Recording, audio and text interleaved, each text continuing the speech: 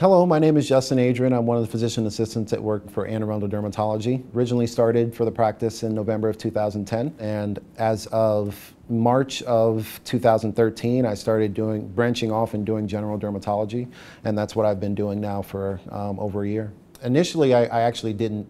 I knew what I wanted to do while I was going into PA school, and it was emergency medicine. And I did my full didactic year, and then it came up on our year of clinical rotations, and I did the first rotation in family practice, the second rotation in pediatrics, and then after that I did dermatology. And doing dermatology, that third rotation, which was my elective rotation, completely changed everything around. You know, it definitely has a lot of the of all the aspects that you're looking for when you're practicing medicine. The biggest thing about dermatology, as I said, it's still kind of practicing the art of medicine and just the ability to grow and learn more. And I just kind of equated kind of getting that joy of just, you know, now I know this, now I know that.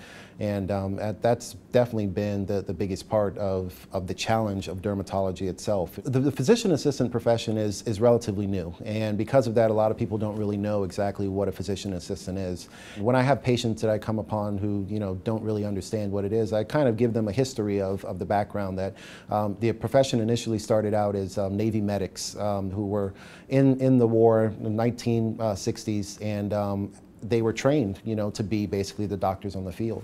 And they had all of this training, and then the war was over, and, you know, their need wasn't, you know, it wasn't there anymore. So now they needed a way to be able to still continue their job, you know, everything that they've loved and everything that they practiced for. So Duke University made this program where they would take these Navy medics and they would put them through a program that allowed them to do a lot of the similar courses that are in medical school, and also practice with alongside a physician. And then after that, you go on to do a residency. And in residency is when basically you're working every day, you're seeing patients, you're reading a lot, you know, and you're just continuing to grow and to learn more dermatology. And I would equate the physician assistant profession to basically being a resident for you know, during that entire period of time. You know, that's pretty much your role, where you have your supervising there just in case, you know, if anything it should be a problem.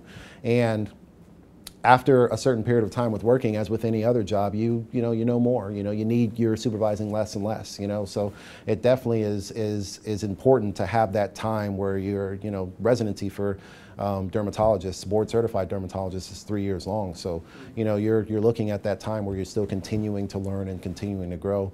Another thing that the physician assistant profession allows is that it allows you to, you know, in conjunction work with someone. You know, you don't have to have all the answers. You don't have to know all the diagnoses. You know, it allows you to be able to work well with the supervising, and it sometimes bring him or her into the case. Yeah, definitely collaborative. Now, I have my own schedule of patients, and you know, they come and they see me, and the majority of them I have as new patients, and they just only see me.